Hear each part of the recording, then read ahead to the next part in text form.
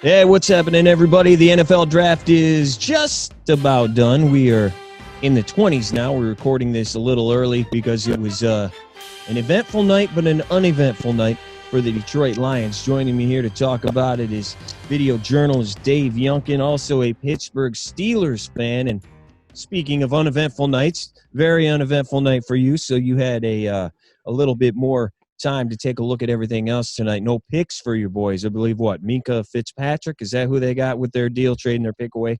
Yep, absolutely. We traded the first round pick for him and then towards the middle of the season, and it was a fantastic trade for us. I think without the addition of him, I don't think we would have went 500. So trading with Miami, they got what it turned out to be our 18th pick in the first round. They drafted Austin Jackson, a tackle from USC. So, traded a tackle from USC for one of the best defensive players in the game. I'll take that all day long.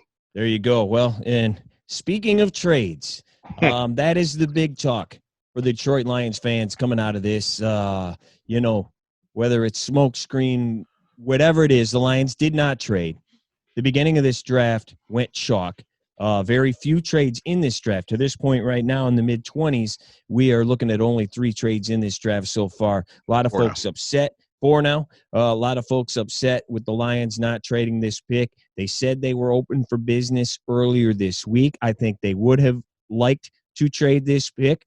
Instead, they go with the guy everybody thought they would go with. It's the cornerback from Ohio State, Jeff Okudah. Before we get into all the upset people and the controversy and everything, Dave, it's a position of need. The Lions definitely needed this, especially after trading Darius Slay earlier this year. He's a high-ranked guy, the best corner in the draft. All sorts of things to like about this guy. He is the highest drafted corner since Shawn Springs, also from Ohio State in 1997. Dave, just your thoughts on the pick overall, then we'll get into everything else. That's a great thing to bring up. Shawn Springs had a great NFL career. He was in the league for a long time and one of the top corners. I don't think they did anything wrong by taking Okudah. Obviously, like you said, it's a position of need. They had some other options that they could have gone with Simmons and Brown, but for so many years, the Lions have struggled at cornerback. Since they got Slay, that's about the last time they've had a good cornerback. I can't remember the last dominant shutdown corner that they had, and that's what Okudah has the potential to be. I don't see anything wrong with it. I know a lot of people do, unfortunately, I'm going to say this word, culture. I think culture dictates a lot of things that are going on with Detroit, and that kind of sets the tone for anything that happens. Well, and that's the reason why some of their defensive backs are not here. We know, Darius Slay is not here. He had a whole lot of things to say about Matt Patricia on the way out the door. We know that Quandra Diggs, we know that GQ, not fans of this coaching staff at all. They are all gone. Here's another thing. With Darius Slay, now, mind you, Pro Bowler last couple of years. The Lions were last in passing defense and last in interceptions.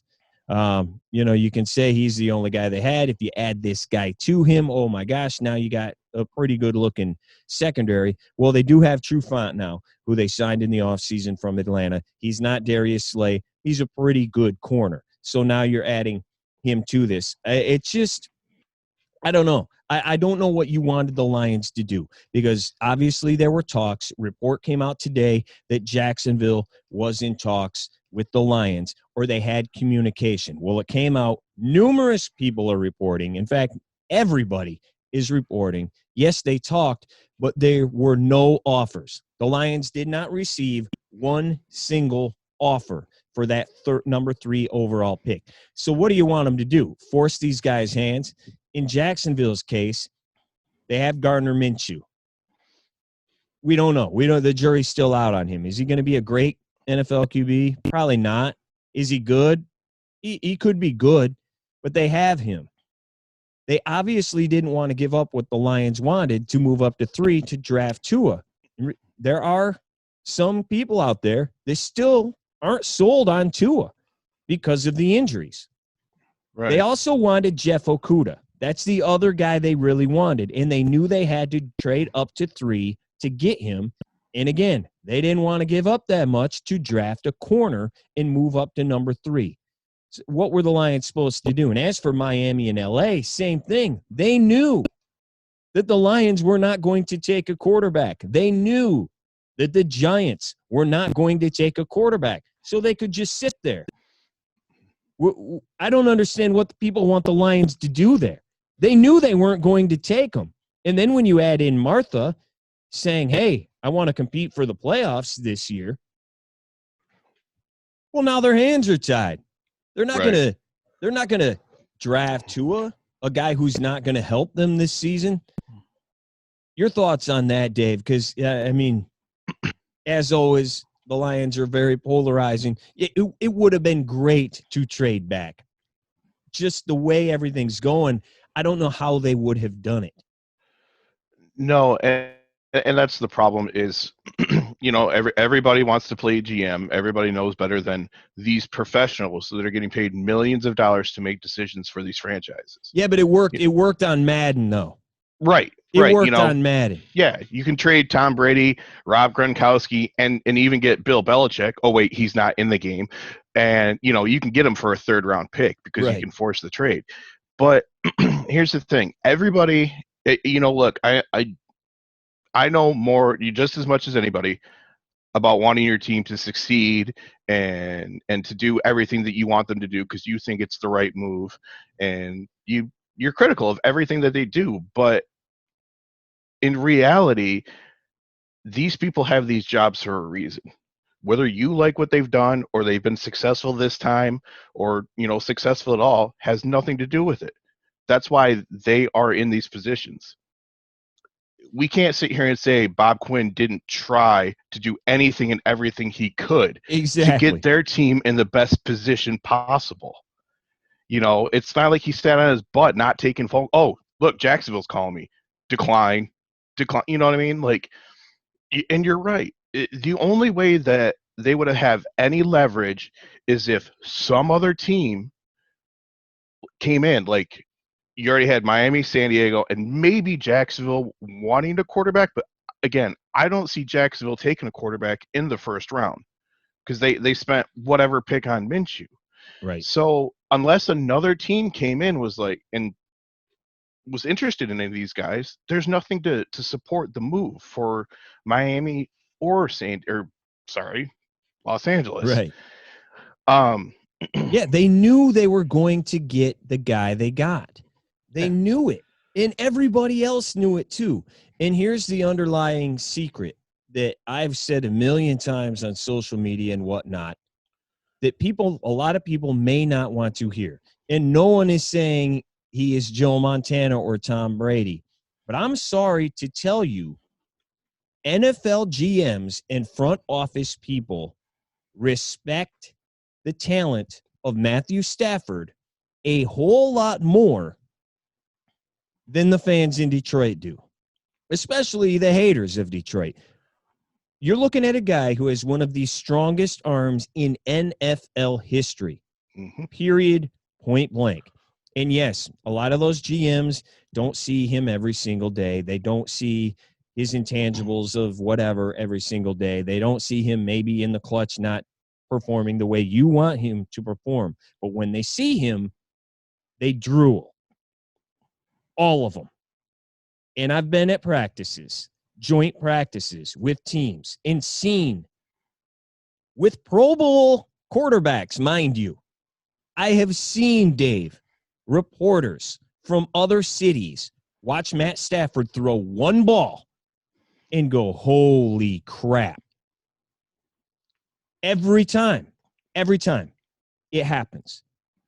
And remember when Bob Quinn, now you might say he's an idiot. Well, remember when he came in, he laughed at the fact, we are not getting rid of Matt Stafford. There is no way. This dude, whether you like it or not, and that's not saying he's Peyton Manning. That is not saying he's Aaron Rodgers. They respect his talent a whole lot more than you do, and they know the Lions respect his talent. They knew because of that, they're like, they're not taking Tua. We're fine. Right. I wish Matthew Stafford would get traded out of Detroit so he can go somewhere where he's appreciated. Being a Steelers fan, I told you this the other day. We've got Roethlisberger for maybe 1 or 2 years. I would contemplate trading to get Stafford right now and be like, you know what? All right, Ben, just call it good. He's that good. And ever since he came to Detroit, he started off with, oh, he's glass. He's injury prone. Right. How many times did we hear that? Yeah. First 2 years. And then he went forever without getting hurt until last year. Well, was it a Cleveland game? I think he stayed in holding his arm, and that's when everything changed. And then, everybody loved him. And then Calvin went away. And then he was actually better the year without Calvin. Exactly. He was better. Exactly. And now people are like, well, he's only putting up numbers in garbage time, and he only has all these comebacks because he put us in that situation. No, he plays on a terrible team with a terrible defense, no running game since 1999. And he's done everything terrible he can. Defense, no line. I mean, right. And he puts his blood, sweat, and tears into that team like anybody we've ever seen. So I can't stand to talk about Stafford. He's a franchise quarterback. He's in the upper half of the league. I have him ranked higher probably than most. You put him on any other team, he wins multiple playoff games. He's in multiple conference championships. And I would not be surprised if he was a Super Bowl champion. Well, and, he probably should have won at least one playoff game here. I mean, not his fault they lost. I mean, he wasn't everybody's wonder boy happened to be the one that dropped 2 passes in that game. Oh, I don't know. People somehow forget about that. Anyway, man, I just people don't realize that. And again, no one's saying he's Tom Brady, and nobody's calling Bob Quinn friggin' Bill Belichick either. Okay, no one's doing that. But I don't think this guy just sat back, and I don't think this guy was like your next door neighbor kid who wants to trade you a Mickey Mantle rookie card for a Harold Baines last year card and a Skeeter Barnes.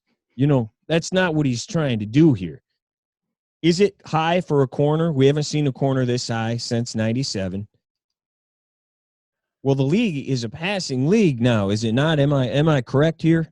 You are correct. Now, I know you got to have a good pass rush to help your corners out, and that was part of the problem with the Lions last year. When you got no pass rush, your corners don't have any time. I mean, it's not hard. I get it. And maybe Brown and Simmons would have helped with that. But you lost Slay. This guy is supposedly the real deal. 0 penalties last year, by the way. 0. He's got great size. He's almost 6'2", 205. Comes from that Ohio State defense. He can play in man and zone coverage. Exactly. And he can read the breaks like nobody's business. I mean, he's all over the ball when it's in the air. He's physical. He can hit. I mean, and who knows? Maybe he's going to be a bust. If Tua doesn't get hurt again, I think Tua's going to be great. I love Tua. But, I mean, it's not the way the cards were dealt this year, man. Yeah, and to go with being too high for cornerback, I've never been one to say it's too high to take any position. If it's a position that you need, if they would have taken somebody on offense, then you have my full support for having this conversation. But the fact that there's so many holes on defense and they took the best player at one of the positions they needed, let's just be done with it and move on. I'm sorry they didn't make the trade and didn't get the next 5 years of first-round picks from a team for the 3rd overall pick this year. The thing is, like, people just – I think you nailed it at the beginning. Just because you want something doesn't mean you get it. Like, do people just think the Dolphins are, we want to make sure we get to it. They already knew. Like, just because you think that's what should happen, you don't just snap your fingers and it happens. The only way the Lions were going to trade this pick is if the Bengals and the Redskins didn't take Joe Burrow. Right. Then they would have had any trade they wanted in the history of the world. I mean, if you hear what the Dolphins were willing to give up for the number 1 pick, allegedly, what they say, it was a Godfather trade is what they offered to the Bengals. Yeah, Ricky Williams type deal. Right. And I think it was even more than that. So, well, dude, and here's the thing. If you really think the Lions like Tua, you're going to make a trade with the Redskins. You're going to jump the Lions if you really think they want a quarterback. See, I will say to the contrary with that is sometimes if you offer enough and you guys do want the same thing, it'll be enough to make a team back off. Because if you look later in the draft where Tampa Bay traded with San Francisco, they swapped for, pick 13 for pick 14. Right. Because they were worried that San Francisco would take the position that they want. Right. They wanted Tristan Wirfs from the tackle from Iowa. So San Francisco is in the market for an offensive lineman, and so Tampa gave them enough to flip-flop picks and move back and get who they wanted. So, well, there you go. That shows you they didn't want him enough. They didn't want Tua enough. No one did. No. Miami was perfectly content. Okay, well, if somebody trades up, we'll take Herbert. And if they don't, we'll take Tua. Right. They were perfectly content with that. How is that so hard to figure out? And the same thing with the Chargers. I think the Chargers were like, you know what? If we get a quarterback, great, but we have these other needs to get. So these people don't even – they want Quinn to do something, and they also want Miami to just start giving us stuff. Right. Like, because you want it doesn't mean that's what Quinn wants, and that also doesn't – you aren't just going to be – it drives me freaking insane. Yeah, because Miami's in the business of making the Lions better. Right. I didn't realize that they were undercover supposed to make Detroit a better team. No, they want to do what's best for the Dolphins. And they felt staying at 5, and the Jags felt staying at 9 was best for the Jags and the Chargers and the Dolphins. Not helping you. So what's best for business. What part of that do you not understand? You know, the other thing is I think it was an unfortunate year for the Lions to be at number 3. The cards fell in just completely not in their favor to have any sort of advantage for trading down whatsoever.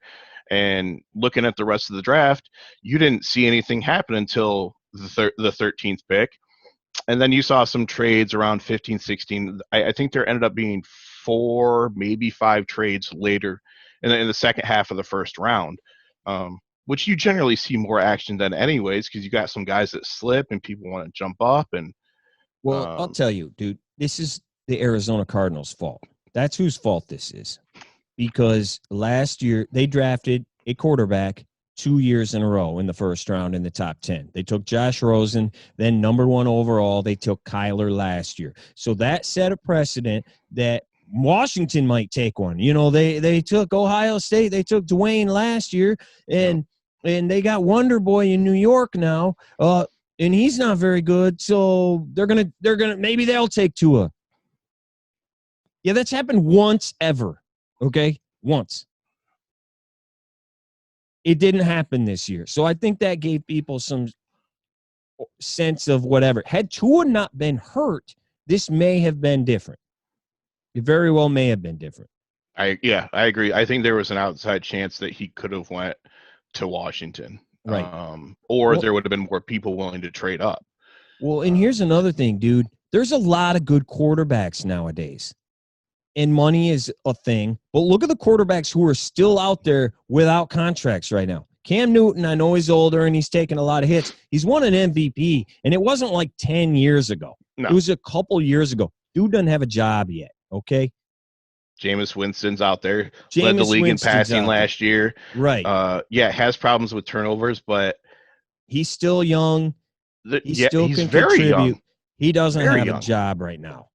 There are dudes out there, man. So I don't know. It just is infuriating, man. I agree with you. I would have loved to be able to take Okudah at 6 and pick up an extra second or something. Yeah. That'd be great. But they didn't want to. I just don't. You can't just snap your fingers and make things happen. So let's talk about then the actual pick that they made. They took Okudah. They were rumored to take Brown and Simmons, both. Those guys were both high on their board. I think it was reported lately that they were really getting high on Derrick Brown. Yeah. Today. So let's talk about that. Smoke screen. I haven't even really heard anybody talk about if they're even happy with the pick, if they're happy with, are they mad that they didn't take any of those other guys since everybody seems to know everything. I don't think they could have lost with any of these guys. I think they're all great talents. They all would have brought something to the team. Personally, I love Isaiah Simmons. The guy is just a freak athlete. He covers the field like nobody's business. And they talk about the fact that he's a defensive player. He's not a linebacker. He's not a safety. He's a defensive player. You can put him anywhere on the field. Swiss Army knife. Yeah, I forget how the percentage of how many times he covered slot receivers last year, but it was extremely high and rare for being a linebacker. So if it was me, I would go with somebody like that who's more versatile, especially when you have so many holes. The guy that I compare him to is Ryan Shazier because I'm a Steelers fan. Same thing. The guy has insane speed, could cover the field, could do so many different things, and he made a huge difference on that defense. So that's what I would have done. But again, with so many holes, they couldn't have gone wrong with any of those guys. The only mistake I think they could have made is if, for whatever reason, they decided to go offense. Right. I mean, do they need offensive line help? Yes. But you can find those guys later in the draft. These guys are top-round talent. That's the other thing. People are like, well, let's trade back. We could have taken pick 19 and 26 or something like that. Okay. Or you could have gotten maybe 19 and second-round guys and whatever. And you know what, man? Those guys can turn into studs. We know that. Yep. But you don't know. You don't know that they're going to. So all three of these dudes, and especially Okudah, is a tier 1 guy. He's in that top tier, at least today. Now, he might be a bust. They all might be busts. But Absolutely. today, he's a tier 1 guy. And the Lions, how many tier 1 dudes do the Lions have? Zero, right? I mean, maybe a couple borderline guys. They got a couple tier 2 dudes. They got 0 tier 1 guys. So I think you're right. I think you got it. It's a position of need. I have no problem at all. Simmons, you nailed it. He was even covering slot guys in college. I mean, you can put this dude anywhere. Safety, linebacker, whatever. I like him. We mentioned about the line. Brown would have helped. Lions were terrible getting after the passer last year. This guy could fill up the hole. I wouldn't have been mad at it. I get it. But I go back to, again, like we said, you always heard coming up, left tackle was the most important position on the field. Lately, you've heard a rush end is the most important guy on the field. Mm-hmm. And that's probably still true. But with the amount of time, I mean, with the passing in this league, I think corner is important as well. I really do. So I am perfectly fine with this. Yeah, and a lot of teams you do see success, like their corners do look better because of the pass rush that they have. Um, the Lions have made some moves in free agency this year. Like you said, they got Trufant and they got Jamie Collins, and he's kind of gone under the radar. I think it was 3 years ago, 4 years ago, he just had a fantastic year with the Patriots. Um, he got traded to Cleveland and kind of disappeared a little bit, obviously being on a bad team. So he's one of those guys that's really versatile as well. So you got some guys that can fill in some of the gaps and allow you to build around some of these younger players. And if Okudah, turns out anywhere close to his potential, you've got the cornerstone of your defense right there. My only concern long term, and this would have been with any of the guys, is players not wanting to be in Detroit and getting sour and wanting to leave.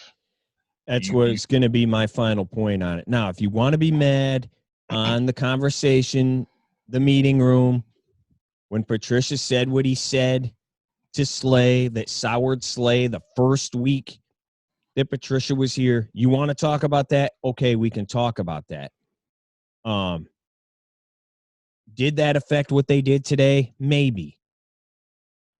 But I keep hearing people say, well, if we had Slay and Okudah, they may have taken Okudah anyway, because guess what? Once again, worst pass defense in the league, and that's when they did have Darius Slay. So if you want to talk about past mistakes and dumb trades or dumb cuts or dumb things Patricia has said in meetings to piss dudes off, we can have that conversation.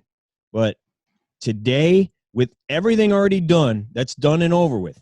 That's done and over with. What are they going to do? Quit? Oh, yeah, I did say that thing to Slay. I might as well quit now. All that said, now they got to make up for it or they got to do whatever. I'm good with this, man. Agree. I don't know, man. I really don't. In a perfect world, we wouldn't be where we're at, right? And if you don't, if you wouldn't have done this and wouldn't have done that, well, you know what? If you wouldn't have done all that stuff, you might not have been picking third. Have you ever thought about that? If you want to play the what-if game, if they would have done everything else correct that you wanted correct, they wouldn't have picked third today. They would have been picking 28th. Here, I'll play the what-if game. You can't rewrite whatever pops in your head is not reality, man. Like, it's infuriating. Well, how about this for what if? If the Lions didn't have Stafford, they would have top 10 picks in the last how many ever years. That dude has put that team on his back and single-handedly won games. If he doesn't get hurt last year, they're not picking third. Nope. They're still not good, but they're not picking third. Nope. They're in the teens for sure. Yeah, who wants to talk about that? Nobody. Come on. I mean, all right. Just you can play the butterfly effect all night. That's what Lions fans do. Yeah, but they don't affect. They just play that game without, if you do that, that changes other things. You know what? Go play Madden, put whoever you want on the Lions team, and just be happy with that. Right. All right, man. Anything else I've had enough talk Lions about? Talk. Well, that's what we're kind of here to do. But no, I know, but I wouldn't have been pissed. I wouldn't have been pissed at any three of them. I'm with you. Simmons was very intriguing with everything he could do. I kind of, that kind of rang my bell a little bit. Like, okay, this looks cool. Brown, I would have been my third pick, but I wouldn't have been pissed at any of them. Whatever. I'm happy with the dude. The way everything worked out on April 23rd, 2020, I'm fine. What else you want to hit on? Anything? Well, we better do this because right when we started recording, the Green Bay Packers did something interesting. Go ahead and talk about that if you would, Dave. Absolutely. As we started recording, the Green Bay Packers traded up into the first round, and they selected quarterback Jordan Love from Utah State. Now, a quarterback. a quarterback. For those of you that remember, back when Brett Favre was nearing the end of his Packers run, Green Bay traded back into the first round, I believe, and drafted Aaron Rodgers. And everybody was up in arms. I can't believe they drafted a quarterback in the first round. Blah, blah, blah. Everybody's upset, much like the Lions fans right now. And look how well that turned out. The funny thing about this is Aaron Rodgers is the exact same age that Brett Favre was when Rodgers got drafted. And he's still really good, but he's not 5 years ago Aaron Rodgers. Right. Yep. Exactly. I mean, is Aaron Rodgers still a top 6-7 quarterback in the NFL? Yep. Absolutely. Would I still want him on my team? Absolutely. But I think we've seen it too much in recent history that teams are waiting too long to get their replacement, for their aging stars. I mean, look at the Patriots. The Patriots have had guys to replace Brady, but have gotten rid of them. Well, against Bill Belichick's, he wanted to get rid of Tom Brady. Right. And yeah, he wanted Garoppolo. Out of spite, he traded. Out of spite, he got rid of Jimmy G. Yeah, so I'm not going to be surprised if a lot of Green Bay fans are unhappy with the pick and all up in arms. And obviously, we're not in that market, so we won't hear as much. I did see one of my buddies who's a huge Green Bay fan is really happy about the pick for that reason. He gets to play how many years under Aaron Rodgers, as A-Rod did under Favre. 3 years, was it? I mean, he sat forever. Yeah, and it turned out really well. So, maybe they'll strike oil twice. Well, and you're sitting here saying it's a good move, and I'm not mad at it, but I don't have Green Bay's entire roster broken down here. And I know Roger said yesterday on Pat McAfee's show that we haven't drafted a skill position player in 15 years in the first round, so that might be kind of nice. So he's pissed, but obviously I bring this up for the comparison to the Lions. Well, the Lions should have drafted Tua and done the same thing. That's what everybody's going to say. I mean, that's where we're going here. That's where we're going here. Now, there's numerous things. The owner didn't say, I want to compete for the playoffs this year, where Tua would not have helped you do that. The other thing is drafting him at 24 is a whole lot different than drafting Tua at number 3. When you suck. And you can't blame Stafford for them sucking this year because he didn't play. Right. So, I don't know. I mean, that's as soon as it happened, we had just hit the record button, and then my phone started blowing up. This is what I wanted the Lions to do. There's no comparison between the scenarios. Plus, last I checked, Green Bay was a pretty good team. Right. They've got Aaron Jones and Jamal Williams at running back. They've got Devontae Adams, who's one of the best receivers in the league. They have a pretty decent offensive line. Now, are they? Could they use another receiver? Heck yes, they could use another receiver. Absolutely. But at that point, look how many receivers, 6 wide receivers were already taken in the first round. Right. So, at that point, there's not a lot of gaps, for you to fill in Green Bay as there is in Detroit. So they can afford to take a player like this to be able to groom for the future. So, it really isn't a comparison. And I don't think Green Bay is going to be done making trades. I wouldn't be surprised to see them trade for, a middle tier wide receiver who's, just buried in a depth chart or in a bad situation. They have been rumored to be in trade talks to try to get Beckham, but who knows what'll happen with that. But, I am a fan of this move for sure, because Jordan Love is one of those guys that's not expected to jump in any situation, start right away. And he's one of the guys that they've said he's got some learning to do. He needs to become more consistent. And this is a good situation for him to go into. Yeah. Well, I just wanted to bring that up because that's obvious comparison. Yep. And they're in our division. And I had somebody tell me earlier today, bringing up Rodgers. And the biggest thing with Stafford, I hear, okay, what's the one constant we've had the past however many years he's been here? 10 years. We haven't won. And he's the only thing still here. So it's his fault. That's what I hear. That's what I hear over and over again. You know, don't worry about that. He's had like 8 different coordinators to learn new system every freaking year. Or, you know, Marvin Jones is hurt every 5 minutes. Kelvin was hurt a lot. How about we get a running back that runs for more than 500 yards in a season? Yeah, they've been 30th or worst every year. And then they finally start running the ball well, and he gets hurt again. He was the most sacked guy, him and Cutler, for years. And I got people telling me, well, you know who else didn't have a good defense? Aaron Rodgers. You know who else didn't have a good running game? Aaron Rodgers. Aaron Rodgers is one of the best quarterbacks of all time, okay? No one is saying that Stafford is Aaron Rodgers. Nobody. Right. Nobody. Not close. But, you know, his defense was also not as bad as the Lions, or his running game was not as bad as the Lions every stinking year. Go look up the stats. It's there.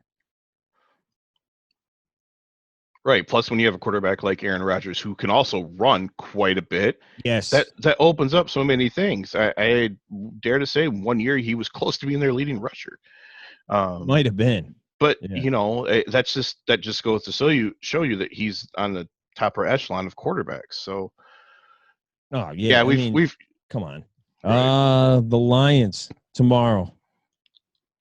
Could they be one of those teams looking at a J.K. Dobbins, Jonathan Taylor? What do you think they do tomorrow or should do? I think that they should still continue to address the defense. I would say that they could look at getting another wide receiver because, you know, name a wide receiver that we have right now, or that they have. 2. But right, 2 guys. So I would say if they didn't have so many receivers come off the board, that's where they would go. But and the draft is pretty deep at receiver, so I think they can wait till later in the draft. So I wouldn't be surprised if they try to take you know, a defensive lineman or take a shot at some linebacker or outside linebacker, you know. And, they literally need every position on the defensive side of the ball. I mean, they got Justin Coleman that can do some things. Flowers came on at the end of the year, but he did his stuff in chunks, and he was quiet for the first half of the year. He's definitely a guy who needs some help, and he didn't have any on the line. I would be happy with absolutely any position on the defensive side of the ball. Any single one. I'll tell you what they don't need. They don't need a quarterback. Yeah. Real quick, I want to touch on about the production of the draft. Yeah. I was pleasantly surprised with what they did and with how well it was put together.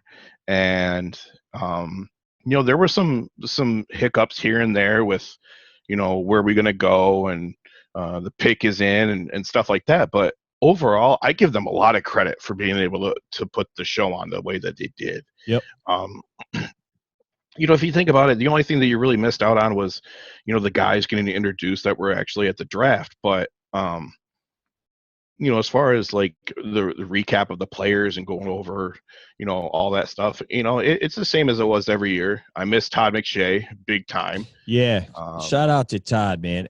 He's my favorite dude that they have. And obviously he came out today. He's not going to be here. He's dealing with the coronavirus. Yeah. Sounds like he's doing okay. But, yeah, man, I love Todd. I can't wait till he's like the guy and we don't have to listen to some of the other dudes. But, you know, and it was a combined NFL Network and ESPN production today, at least on the ESPN thing. I know ABC does a total different thing where they do a bunch of storytelling and things like that. You know, you've got the long forms. They probably showed the Jeff Okudah story that they did that's 4 minutes long about his mother passing away. They do a lot of stuff like that where ESPN and NFL Network It was the nuts and bolts, man. Here's the pick. Here's what he does. That sort of thing. Yeah. It'll be cool to see the coverage of the players that got drafted today, because a lot of them do have stories. Like you mentioned with Okudah's, the passing of his mother. I want to say there were 3 players that have parents that have passed away. Yeah, we heard a lot of that tonight. Yeah, especially for the times that we're dealing with, it's unfortunate that those kind of things come up. But kudos to the players for having to deal with that kind of stuff and to be able to overcome that. I couldn't imagine being a young man having to either just have one parent or even no parents. So, but overall, I mean, I was happy with the presentation, and yeah. I think they did a good job, and I think this was great for all sports fans. We really needed something positive and something to get our minds off of things and remember that we will eventually overcome all this and get back to whatever the new normal is. So, hopefully that starts in September, because it might not. Right. It might not. We might have NFL football, but I don't know that we're going to have college. I am not sold college football is going to start in September or the end of August. Or even if it does, what is it going to be like? Right. Are they going to have, maybe not have empty stands? I mean, that they could, but maybe they limit the capacity, just you're not going to be sitting on each other like at the big house. No. And happen. We could have a whole podcast about stuff like this. So, I will wrap it up and say, kudos to ESPN and NFL Network for working together, for putting a great show together and something unique and unprecedented. And hopefully it's, something we don't ever have to go through again. Sure. No doubt. We will end it by going back to the Lions one more time. I got some grades here, and I'll get your grade, and then we will roll and maybe do it again this weekend. Well, now you got to get the darn page to load. There we go. Detroit Free Press for the Lions. A. Look like I'm on fire now. What the heck happened? A. Detroit Lions. CBS Sports. B. Bleacher Report. B+. Sports Illustrated. B+. Sporting News. A. So there you go. Pretty good. Yeah. Pretty good. What's it say about some of the? Does it say anything about why they got a B or B+ or whatever? Yeah. Let me. I'll jump back in there and grab it real quick. Just 1 second. Yeah. Okay. So I got Sports Illustrated's Andy Benoit. Mr. Benoit says the reason no team played more man coverage than the Lions, which is a philosophy by head coach Matt Patricia, brought over from New England. In that same vein, Patricia also puts a huge emphasis on matchups, specific corners, almost travel everywhere with specific receivers. You must have a true number one to do this. That said, he gave him a B+ for that. Bleacher Report's guy doesn't say as much, also a B+. If you want to get a sense of pure athleticism, Okudah brings it to the Lions. Check out this clip, and it's interception. Okay. Pete Briscoe from CBS. I think they should have taken Derrick Brown. When in doubt, take the big guy. A lot of people take the D lineman. A lot of people believe that. That's perfectly fine. I don't think you can pass on big people that play like Derrick Brown. Okay, so he wanted Brown, but he does obviously still think that Okudah is a good player. Taking him 3rd overall. And then finally, free Carlos Monarez, who usually anything the Lions do is the worst thing ever for Monarez. And since Lions fans hate this, maybe this is why he likes it, because he's constantly playing the other side. The Lions stuck with straight logic and need. They took the Buckeyes' big physical corner, who's an excellent in press coverage and a very good tackler in run support. All these things are true. Nobody's too upset about it, except for the one guy thought they should have taken Brown. So there you go. And that's just a small sampling. I'm sure there's others that maybe feel the other way. But that's just the quick article I had pulled up right there. Right, which goes to show you, it's just a matter of, taking the 1, 2, or the 3. You notice you don't hear any mention about them not being able to make a trade or not trading Right. down or anything like that. It's just all based on personal preference for positions and needs. So, yeah, again, and I think a lot of people would have liked it, but these guys are working the phones. They are on the beat, and they know the trade wasn't there. It right. wasn't there to be made. So there you go. Yeah, I'll go ahead and give them an A, and I would give them an A if they got Brown or Simmons as well. The fact that they were in on those 3 guys, I think they're all 3 can't lose players. So, I don't think there was a lot that Detroit even could have done to screw this up. Yeah, only time will tell. Only time will tell. I mean, like you said, the kid could be a bust. You know what? Everybody was happy when they took Charles Rogers too. Everybody was happy. Who knew that he was going to bust his shoulder up a couple times, collarbone, and then all the other things that happened in his life, among numerous other things. So there we go, man. Hopefully we get to see him on the field sooner than later. David, boy, appreciate you, man. Yeah, you got it. Thanks for having me on. All right, everybody, and we will probably see you at the end of the draft, and then we will also see you Sunday night after episodes 3 and 4 of The Last Dance, Michael Jordan and the Bulls 1997-98 documentary. This week, it should be awesome. It's going to be profile on Dennis Rodman and also talk about that rivalry with the Pistons and the Bad Boys, which Dennis Rodman was also a part of. So that's going to hit home for a lot of people around here. I can't wait to see it, living through that. It's going to be awesome. We'll be right here with you once that's done to give you our thoughts real quick on that before you head to work on Monday. Thanks, everybody. We'll see you again soon.